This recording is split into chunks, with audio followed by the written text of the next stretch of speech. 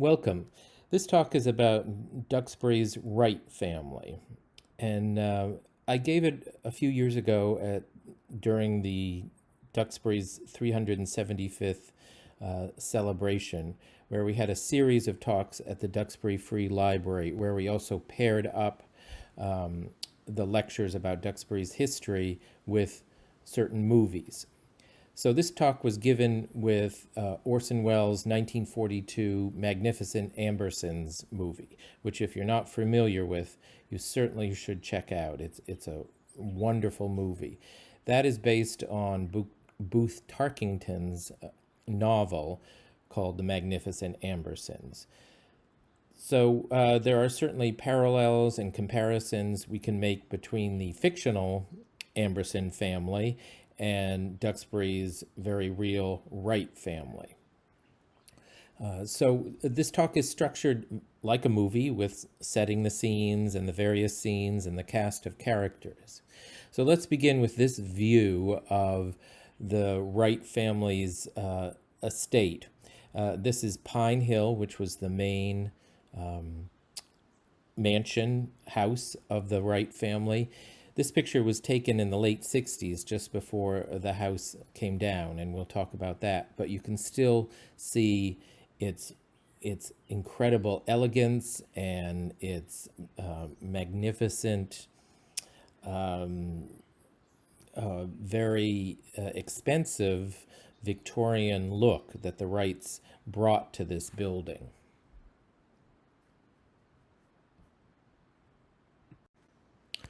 So let's set the scene for the Wright family. This is the Wright building on St. George Street, and it was formerly the home of the Duxbury Free Library, but it's the Wright family's most lasting impression for all of us in Duxbury in the 21st century, because much of what they created on their estate in Duxbury is gone now. But this building lives on. Of course, in the front part, it is the archives for the Duxbury Rural and Historical Society, a very fitting use for that building. And in the back part of this building, which was a 1960s addition, is the Duxbury Student Union. But this building was given by Georgiana Wright in 1909 to honor not just her son, but all of her family who was no longer living. And it was given to the town of Duxbury as a free library. This is the first Wright Library building, which stood on the site of the 1909 Wright building. It was originally a guest house for the Wright family. And after the death of George Wright Jr., who was their second son, he fell down an elevator shaft at the business he was working at in Boston. It was a great tragedy to the family and marked them for life. And to honor him, they gave this building to the town of Duxbury as a fully equipped free library. It also coincided with a gift to the town of Duxbury from Henry Windsor. So this, starting in 1890, became the first Duxbury Free Library. When Mrs. Wright began planning the 1909 building, this wooden building was moved off down St. George Street to its current location, which is 178 St. George Street, the chiropractic office, just opposite Alden Street. And it was given to the town as a town office building, because earlier, when this was a library, the town kept taking space in the building for various offices of selectmen, assessors, town clerk, things like that, which annoyed Mrs. Wright terribly. So she gave the new 1909 building as a library with the stipulation that it would remain a library forever. And this building was given to the town for town offices.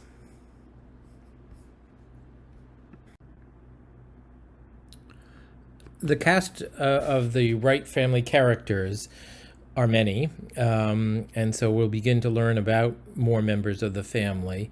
Um, and this is a picture we know of the Wright family in their Surrey with the fringe on top, somewhere in the Duxbury woods.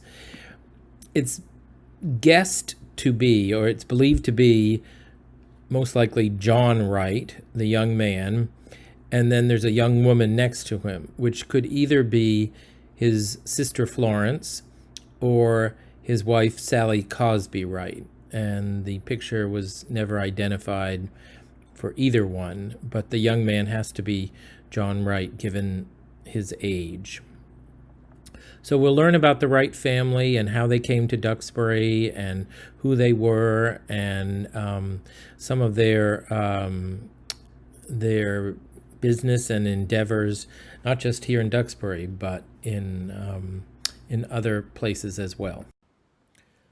The patriarch of the Wright family was George Wellman Wright, who had been born in 1824 in Boston.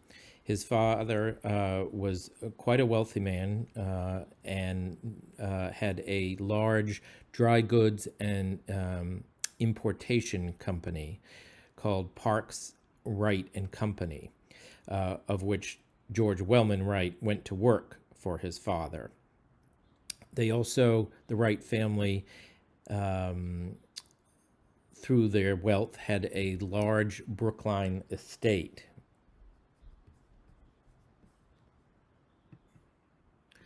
Starting in 1849, George Wellman Wright moved to New York and founded his own company called Dale and Wright, where he was with a partner as well as his brother Joseph.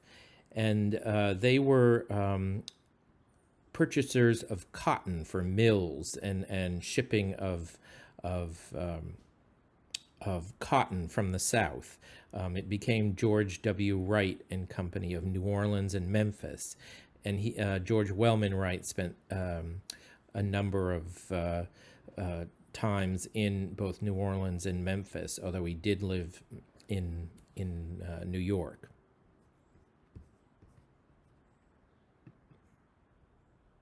It was in New York that he met his wife Georgiana, and they married in 1858. And we'll hear much more about Georgiana in a short time. But George Wellman Wright was described as retiring early in life from active business. Now, what caused this? There are a couple reasons, it seems. He had eyesight problems, so it may have been some macular degeneration or something of his eyes. But also, he came from wealth. He and his brother had made a lot of money, a large fortune from cotton brokering in the South before and after and during the Civil War. So he was enormously wealthy by the time he left New York. In 1868, George and Georgiana Wright and three of their children, left New York City and came to Massachusetts. They briefly were in Brookline at his family's estate, but in 1868, George W. Wright bought the former estate of Gershom Bradford Weston on St. George Street. And of course, Gershom Bradford Weston was a son of Ezra Weston II, King Caesar. So it was a magnificent estate, but Gershom Bradford Weston had gotten into financial trouble, and the estate was sold rather cheaply to the Wright family. And then starting in 1868, they began to transform that estate, which we will learn more about shortly.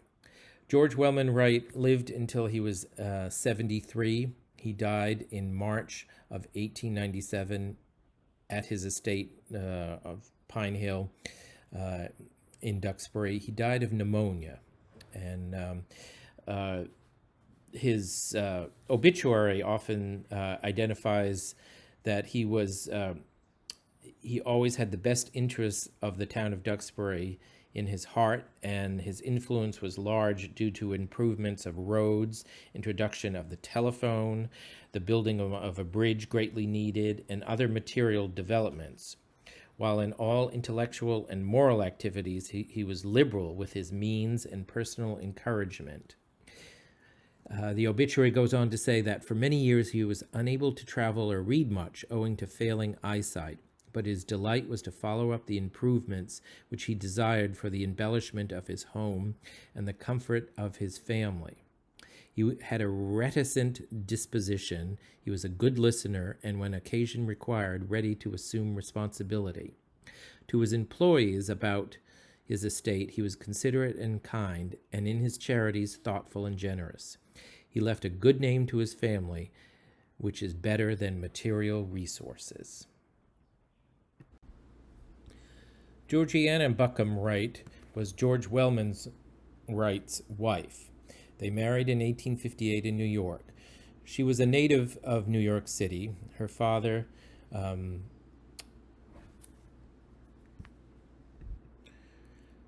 Georgiana Buckham, was the only child of George Buckham, a wealthy New York City lawyer, and his wife, Anna. So Georgiana came from wealth as well. As I said, she married George Wright in 1858. She had been born in 1836, and so she was 22 when they married. He was 34, so there was a 12-year age difference between the two of them. But that was not uncommon in that era. This is a portrait of Georgiana in her later years, probably just about the time of her second marriage. And as you can see, she is well bejeweled with all kinds of tiaras and pearl necklaces and all. This is a portrait of Georgiana with her mother Anna, done in 1839. So she was about 3 years old here. She clearly had red hair as a young woman, as did her mother. This and several other portraits were done by a well-known painter named Henry Inman, who was a friend of the family of the Buckhams. This picture and several others Georgiana gave at her death to the Museum of Fine Arts in Boston, and they are in their collections to this day, although largely in storage. Georgiana's mother, Anna, died in 1876 in New York City. So this was after Georgiana had married and had moved to Massachusetts. This is another Henry Inman portrait that is in the collection of the MFA. This is Georgiana's father, George Buckham, who was, again, a well-known New York City lawyer. He was Scottish, but he had come as a young man to New York City and made his fame and fortune. His wife died in 1876, and he married again in 1877 to a woman named Harriet Sterling. But he was a frequent visitor to his daughter's Pine Hill estate in Duxbury, especially during the summers. He gave gifts of money and books to their memorial library as well. George Buckham died in 1896 in Atlanta, Georgia, where he was spending the winter. This is an etching or a drawing of Georgiana Buckham at the time of her first marriage in 1858 to George Wright.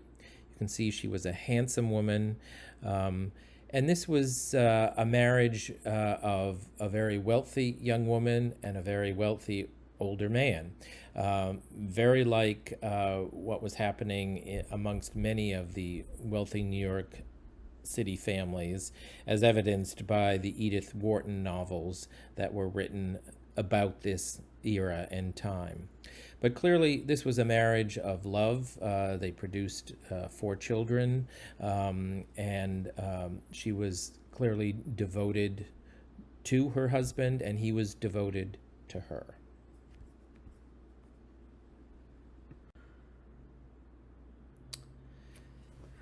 We've seen this picture before of Georgiana. It was painted about the time of her second marriage to William Wright in 1900, and it shows her in her full tiara de glory. And she was a magnificently handsome woman from this picture.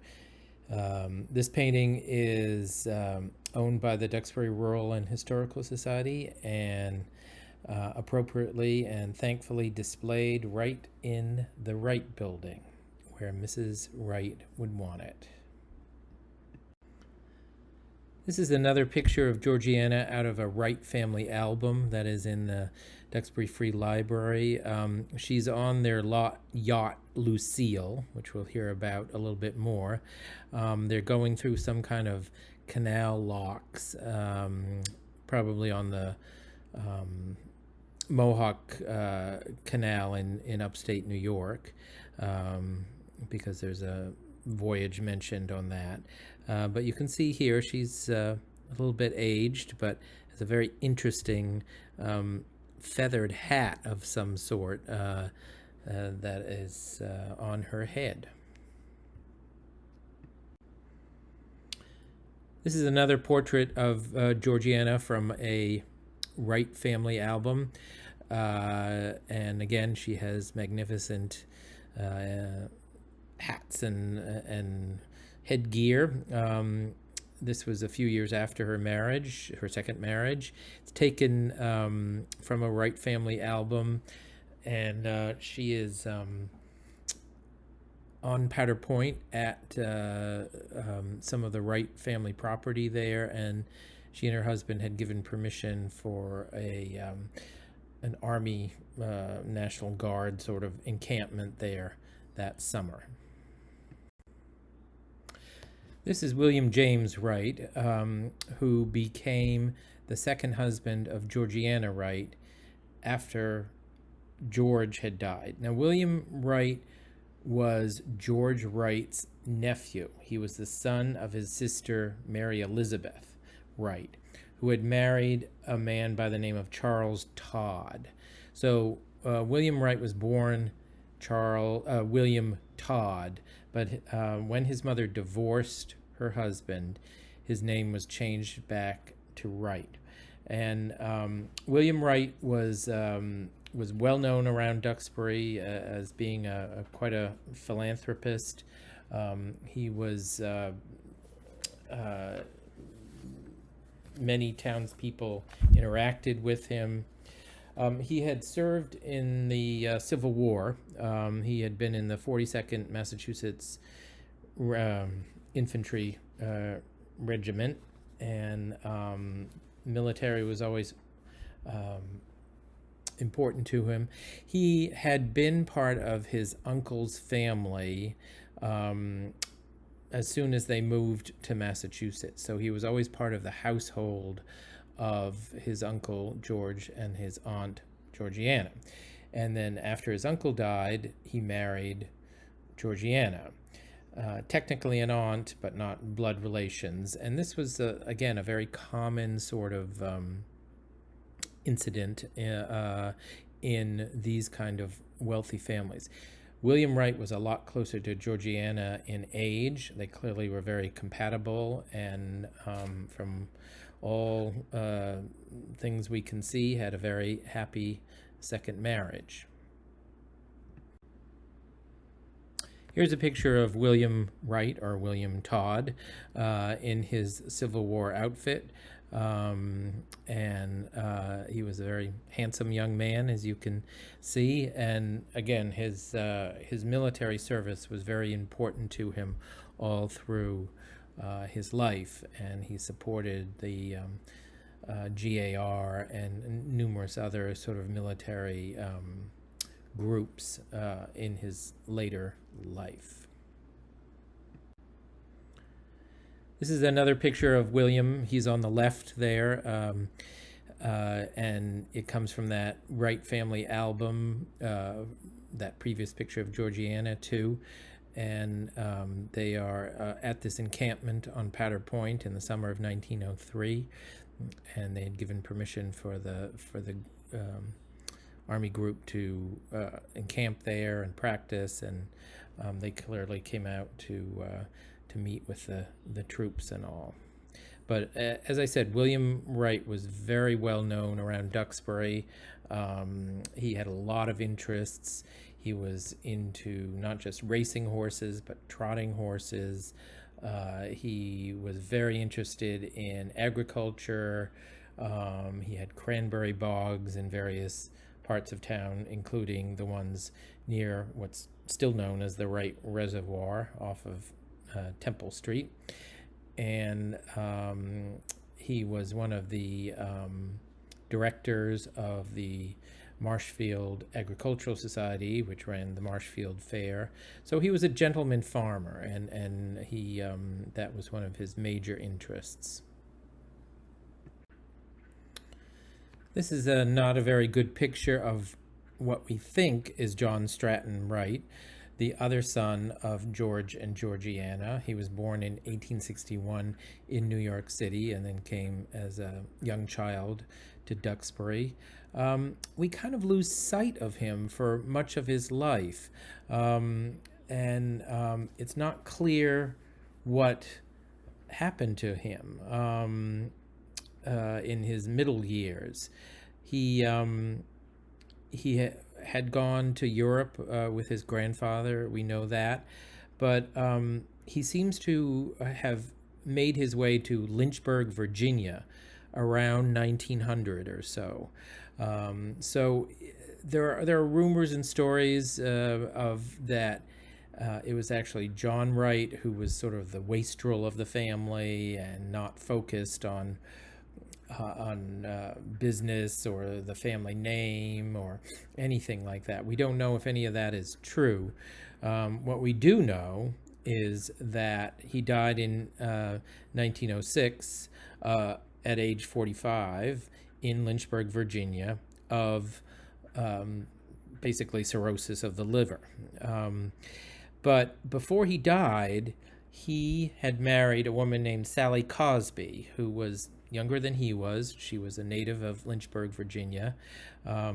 They were married by 1904, so a few years before he died.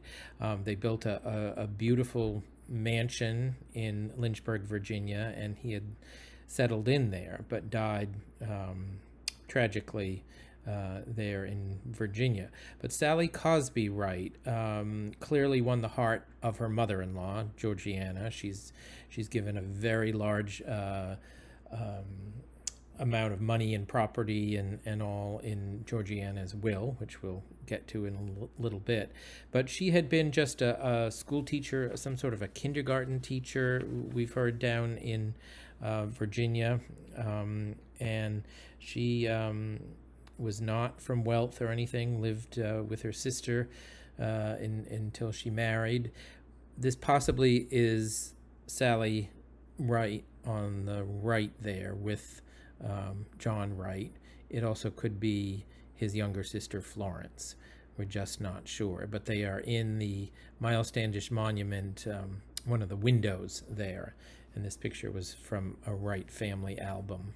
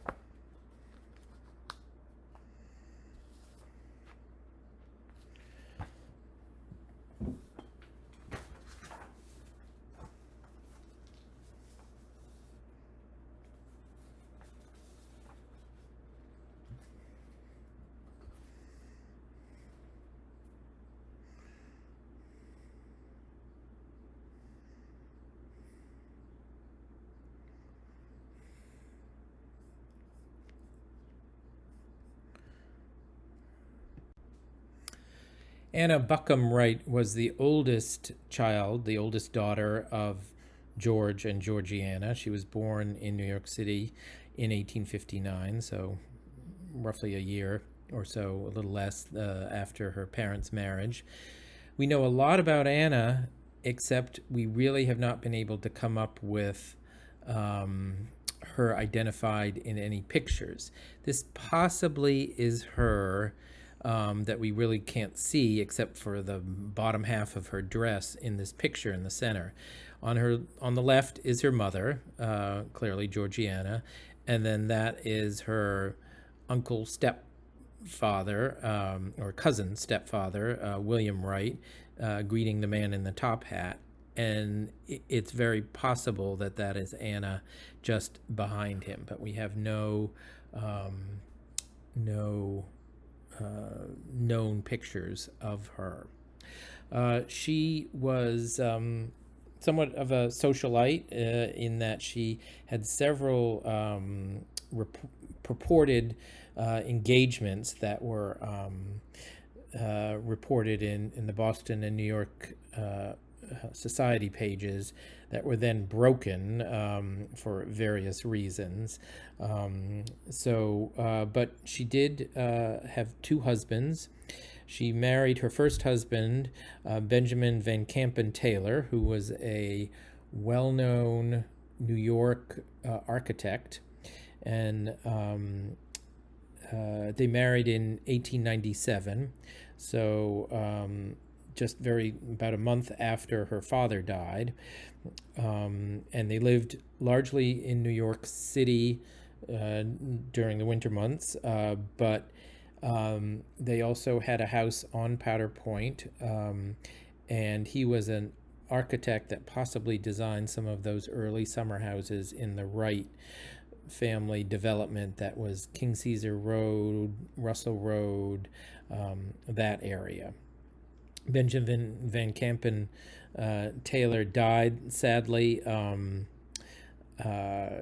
in his house on Powder Point, and Anna Buckham Wright married again at age 49 to Russell Wellman Moore, who was a chemist, again from New York City. He was some sort of distant relative, because Wellman Moores were related to the Wright family, and they married in 1908.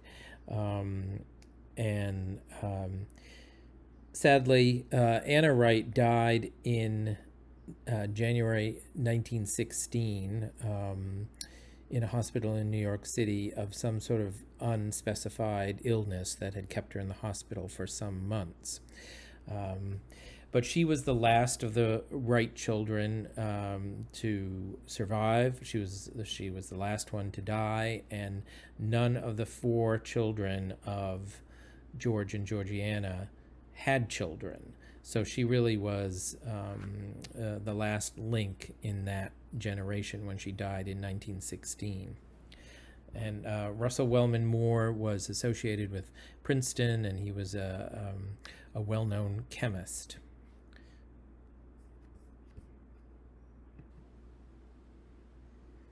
The house that Anna Wright and her two husbands owned and lived in when they were in Duxbury is 26 King Caesar Road, which is an older shipbuilding era hip-roofed house, the second one in on King Caesar Road.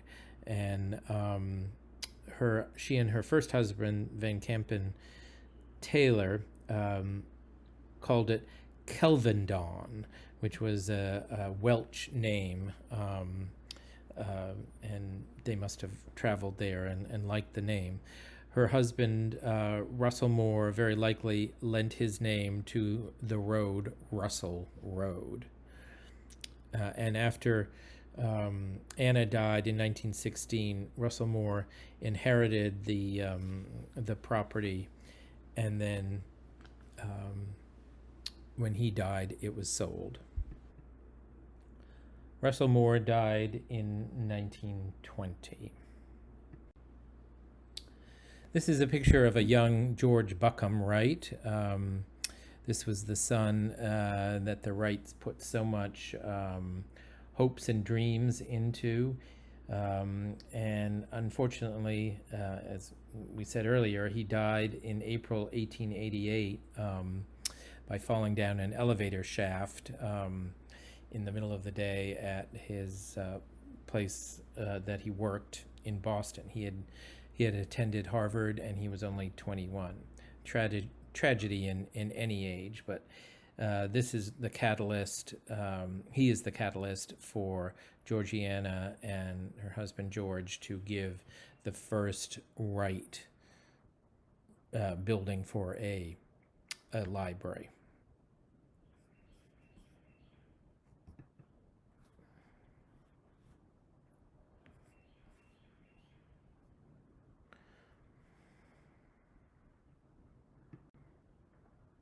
This is Florence Russell Wright. It's a painting of her, and she was the only one of the Wrights that was born in Duxbury. She was born in November 1876, very likely at Pine Hill, the estate. And tragically, she died in Duxbury in July 1901 of viral meningitis. She was quite young, obviously, and again another tragedy in the Wright family. But what's interesting about Florence is she lived in New York with her sister for a while, according to one of the censuses. But clearly, she and her brother John were quite close, because this is a picture of a portrait of Florence that ended up in Virginia with her brother John. And the story is that it was in this plantation manor house down in Virginia, and it got there through circuitous routes, but it had clearly been in John's possession and then went to his wife Sally Wright's possession, and then one of her relatives got it. But the picture, the story is that Florence sort of haunts this plantation manor house in Virginia. The portrait hangs there. It was very gray and dull looking, and after they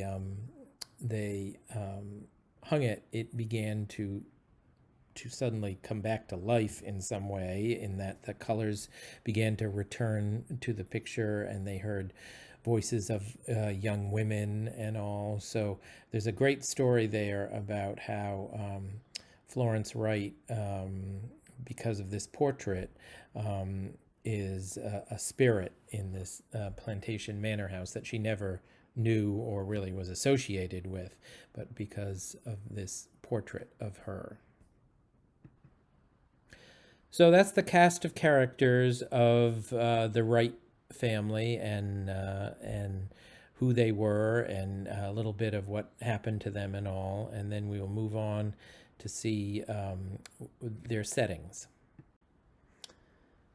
This is a picture of their main setting. This is the Pine Hill Estate on St. George Street at its peak and at its finest. And as you can see, it's a very Victorian mansion, very similar to the magnificent Ambersons mansion as shown in the movie. But anyway, underneath it, you can begin to see that there actually is a older house there that was of the late shipbuilding era, and it was Gershom Bradford Weston's house, which then, when the Wrights bought it in 1868, they began to transform the house as well as the estate into just magnificent things. They put on the mansard roof, or the French roof, put on porches, they added on to it. The house just was transformed, and this is a picture from its heyday. This is another picture of the front of the Pine Hill estate. It was also at times called Liberty Hall, but the entire estate was known as Pine Hill, and that's how Pine Hill Avenue, of course, got its name. But this again shows it at its height of elegance and beauty and just astounding amount of wealth that was in Duxbury that was very not matched by anybody. The Wright family fortunes were of the Vanderbilt type of wealth.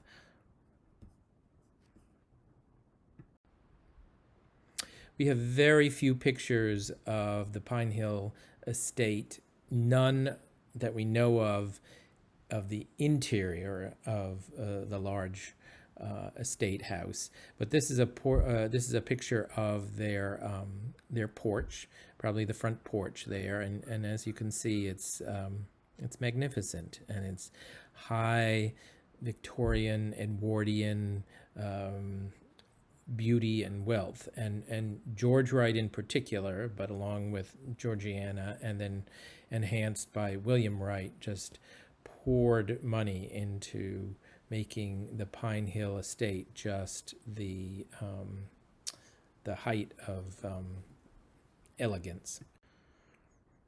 Although the Wright family always considered Duxbury as their home and were often listed as year-round residents there, at times they were also listed in Boston or in New York City.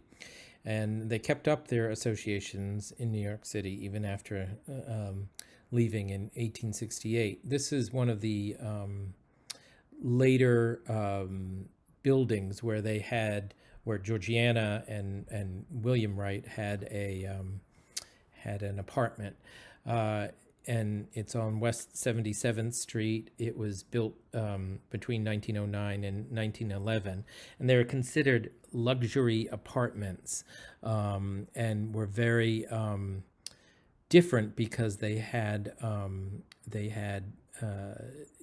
it was an early form of a co-op that the residents in the building owned their unit, and then down below, as you can see on the right hand picture, that's what it looked like in the Wrights era. It had some beautiful fretwork and just gorgeous architecture.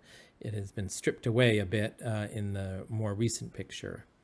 But that is where they had, and in the lower parts where there was a restaurant where you could order food and all. So it was sort of a cross between a very fancy hotel and an early co-op or condominium. This was another site of where an earlier apartment where they had an apartment. This is on Madison Avenue, Lower Madison Avenue. It was known as one of the first home clubs, which again, that tells you exactly how this worked, that the families, who were all very wealthy, had floor throughs, so basically the entire floor for their apartment, and then down below on the street side, there were restaurants and amenities very similar to a club or a hotel. This was another Wright family property. This is in fact where Georgiana died, and also where her second husband William died in 1912. This originally had belonged to his mother, Mary Elizabeth Wright Todd. It's on Dartmouth Street. It's still there today. This is not a great picture of the building because it's extremely elegant, beautiful building, and but it was a Wright family property and inherited by both William and Georgiana Wright, and in fact where they lived in their last years. Pine Hill became much more of a sort of large summer estate for them. So this is yet another Wright family property in Brookline. You can see right in the middle of the map there is the Mary E. Wright etc. There was a large mansion house that is no longer there, and there were several other auxiliary buildings and all. And this is right outside of Brookline Village. This was the George Wellman Wright Sr.'s father's estate. So it was inherited by his children, like Mary Elizabeth and George Wellman, and continued to stay in the family for quite some years. But again, like many, many wealthy families, the Wright family had places in New York, Boston's Back Bay, Brookline, and then extensive holdings in Duxbury. Getting back to Duxbury, this is a map from 1879, so about 10 years or so after the Wrights came to Duxbury. And you can see in the center of the map is Pine Hill. That's St. George Street, cutting right through the middle of the picture. And you can see the large estate, and then the large barn behind it, and a greenhouse, which we'll talk about in a short time. Across the street, you can see George W. Wright. That's the guest house, which later became the first wooden Duxbury Free Library building. This doesn't really show the extensive lands behind and over to the west, where Pine Hill Ave and Onion Hill is today. But this was the beginnings of the Wright estate in its magnificence.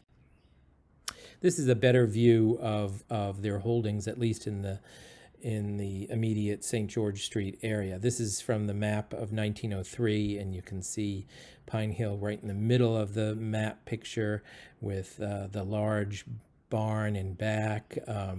They've bought up much of the adjoining property, and the trotting track where Onion Hill Road is today, the extensive barns and outbuildings that were there. And they owned much of the land across the street where the school campus is today, as well as land all over in different parts of Duxbury.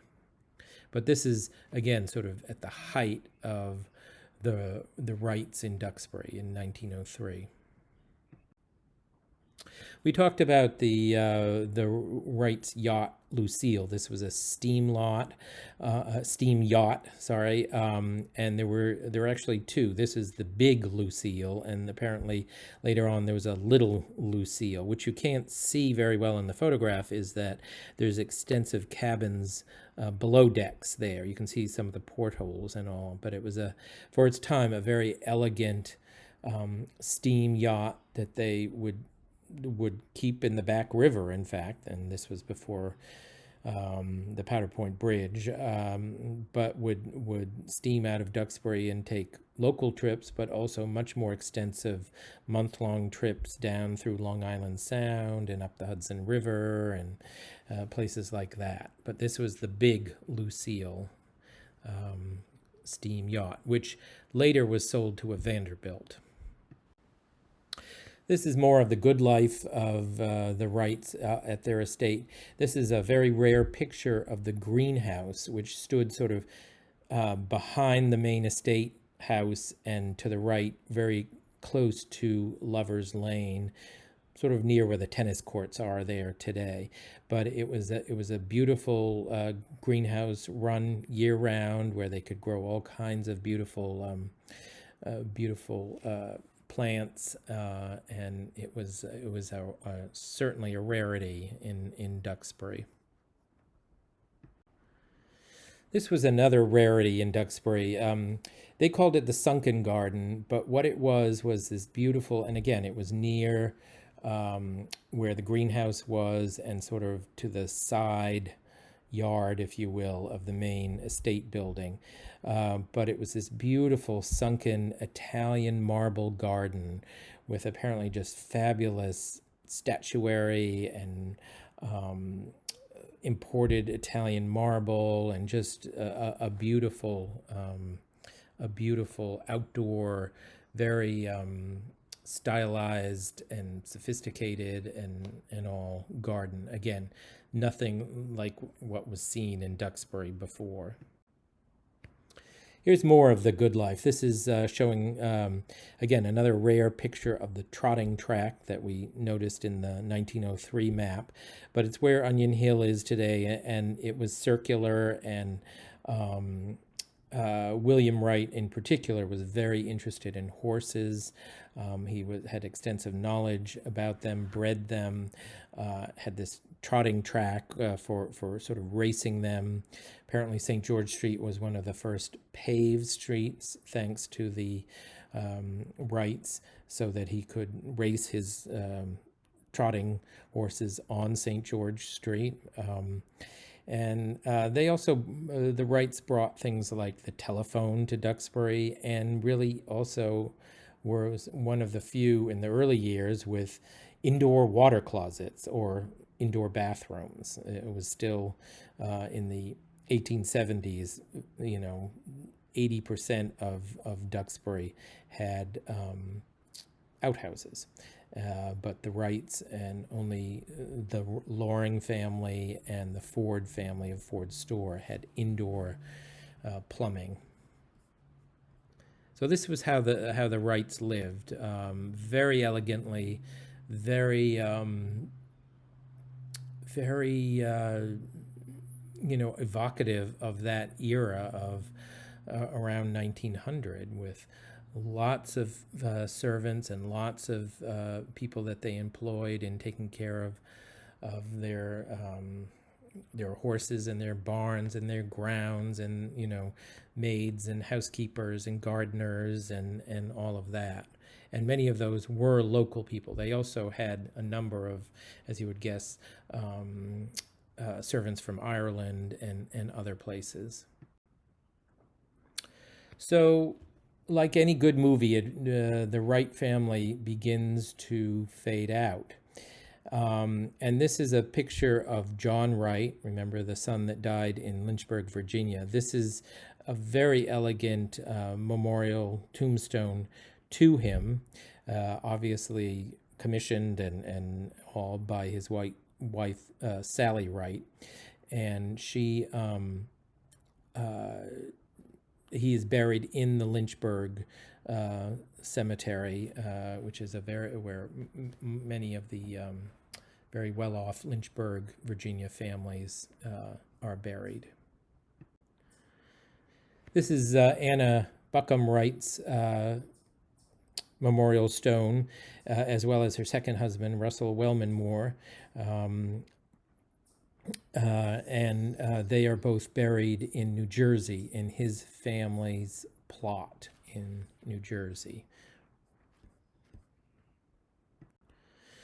This is the other Wright family tomb. It's in Mount Auburn Cemetery in Cambridge, and this is where a number of generations of Wright family are buried. It's really a kind of a, it's not more than a tomb. It's a mausoleum sort. So this is where George Sr. is buried, where George Jr. is buried, Georgiana, William Wright, and Florence Wright, as well as numerous relatives and all. But it's a beautiful part, in a beautiful part of Mount Auburn Cemetery, where only the very best of the Boston, Cambridge elite are laid to rest.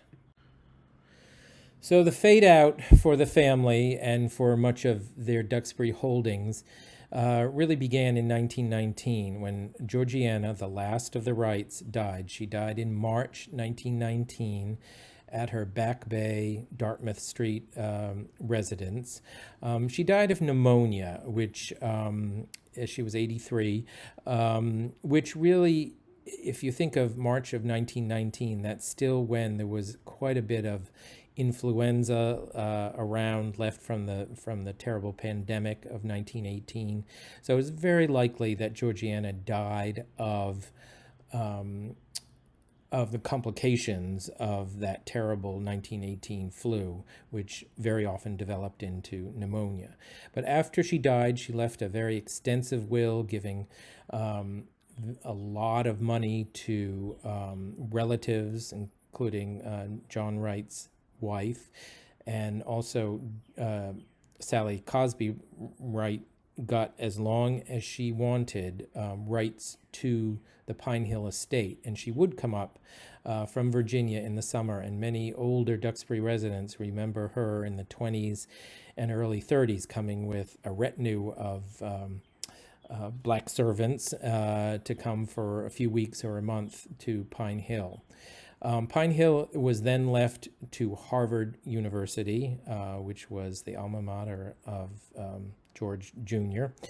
And much of the surrounding estate land of the Wrights began to be sold off. John Runkle, who was a wealthy Cambridge gentleman farmer, bought much of the Onion Hill, Pine Hill area, and continued to farm that and raise onions and work that with his farmers and gardeners. Duxbury Beach, of course, was still owned by the Wrights. They had tried to develop it many years ago and were thwarted by the storm of 1898. And then Duxbury Beach just sat there, but there was strong rumors that the state was going to take it over and kind of turn it into Revere Beach, Nantasket Beach, sort of public beach. So the group of mainly Powder Point residents banded together, bought the beach from the Wright estate. So after the death of Georgiana, they bought the Duxbury Beach. But the main estate at Pine Hill just kind of sat there. Sally Cosby, as I said, came up through the 20s and early 30s, but she gave up her right in 1932, her lifetime right to it.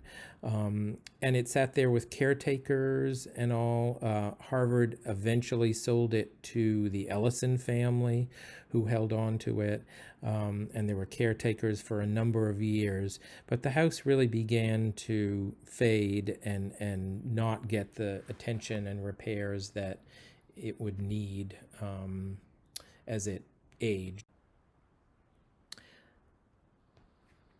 The view of the house here really brings to mind the Charles Addams cartoon and then TV series of the Addams Family Mansion. Just a beautiful, elegant, going to seed house that nobody cares about, nobody wants to care about. It's too big, it's too expensive to maintain, and it's just beginning to go to seed. And that's also what happens in the book as well as in the film in The Magnificent Ambersons. Here is another view, very unusual. It's the back side of the Wright estate. Again, somewhere in the 30s or 40s probably taken, but it really kind of shows its decrepitude and just really, but yet there's that beautiful elegance of it still shining through. But if you look at this picture and the previous ones, what it really reminds you of is that Charles Addams cartoon and then eventual TV series, The Addams Family House. It's that spooky look of an abandoned, beautiful mansion going to seed. So here, true to the end of a movie, this is the fade to black of Pine Hill. This is a picture of it being torn down in 1966. As I said, Harvard owned the estate, and then it was there were rumors of it being cut up into house lots and all, and the Ellison family stepped in and bought it, but again, never lived there, never intended to live there, and had a series of caretakers take care of it through the years. But by the mid-1960s, Duxbury was growing. They needed room for a new school, and it was very obvious that across the street from the school campus was this falling apart old estate that could be a very useful site for a new school.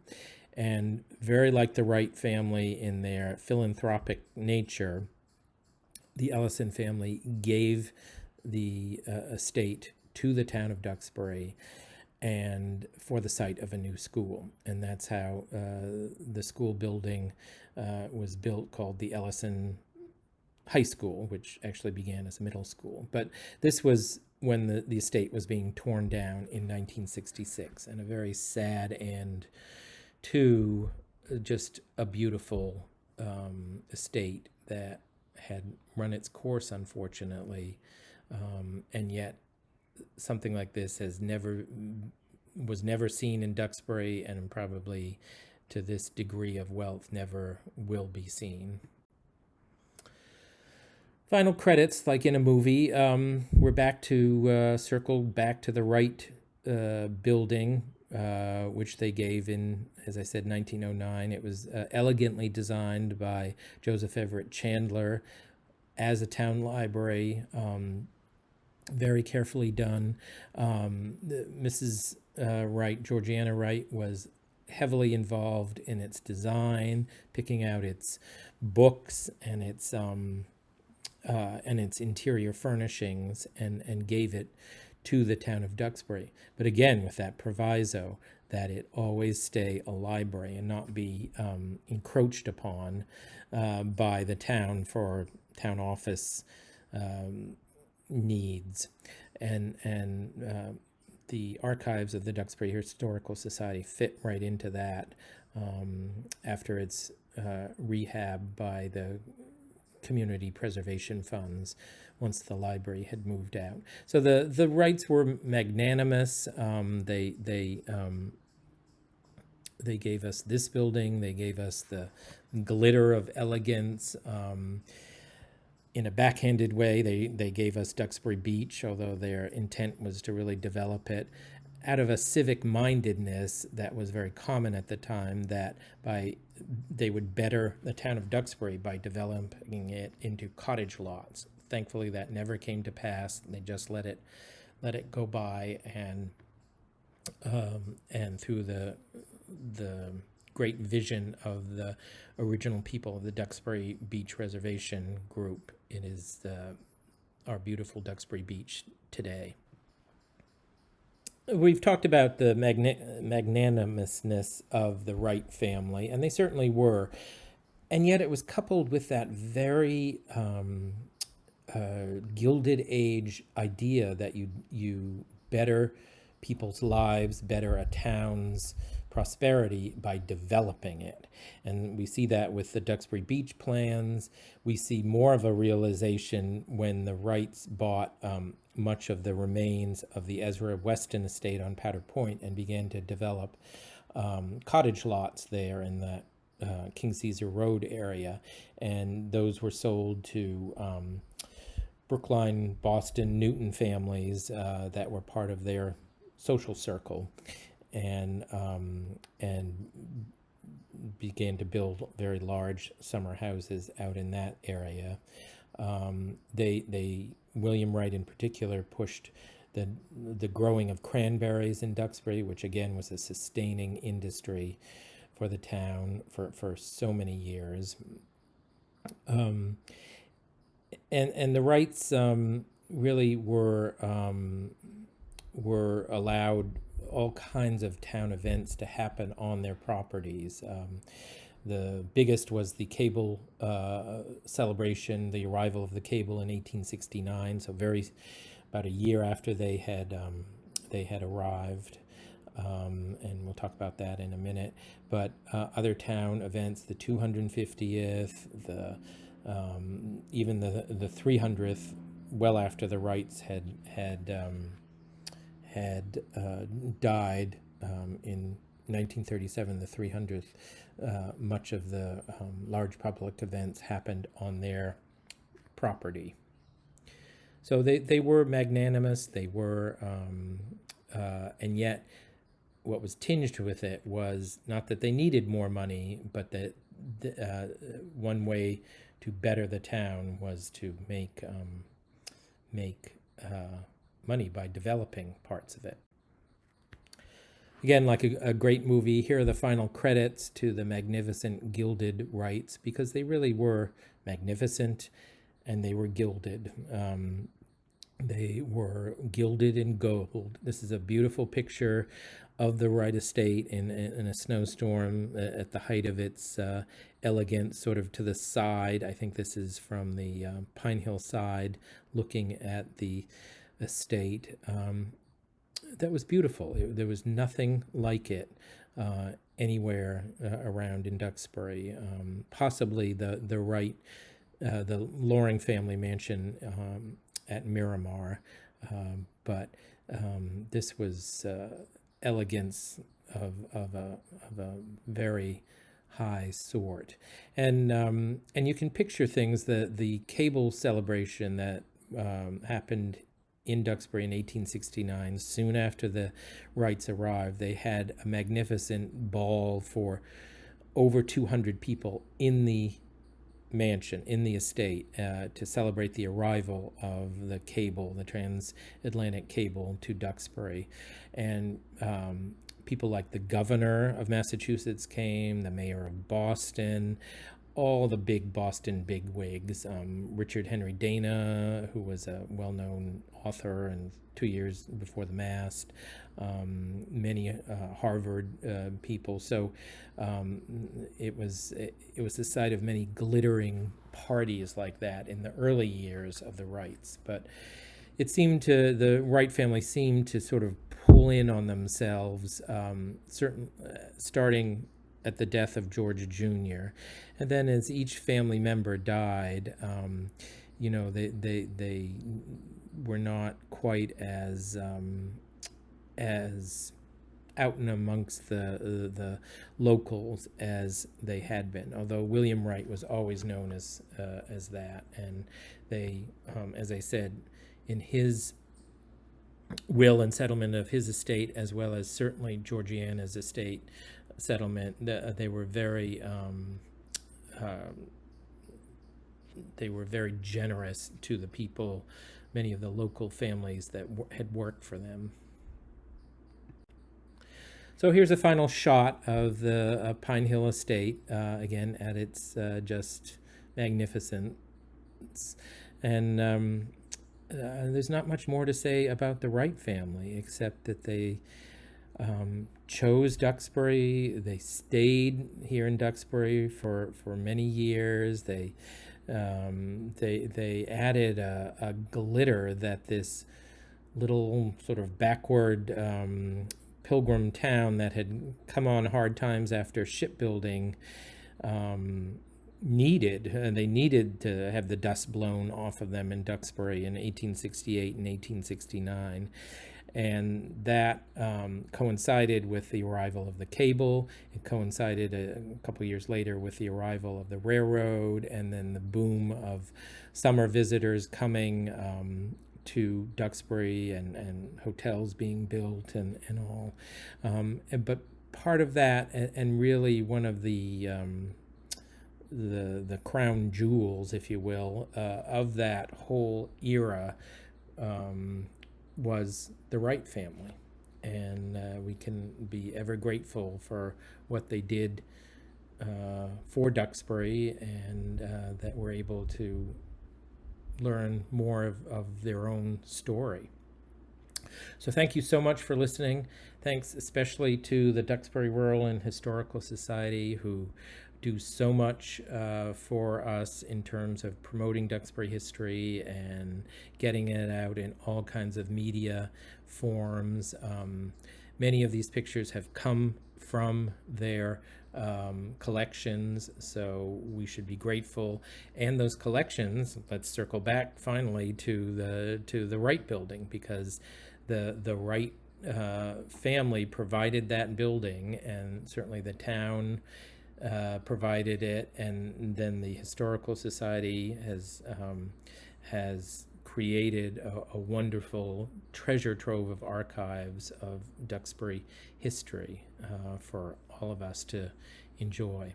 So thank you again for listening, and just think about the magnificent gilded Wrights.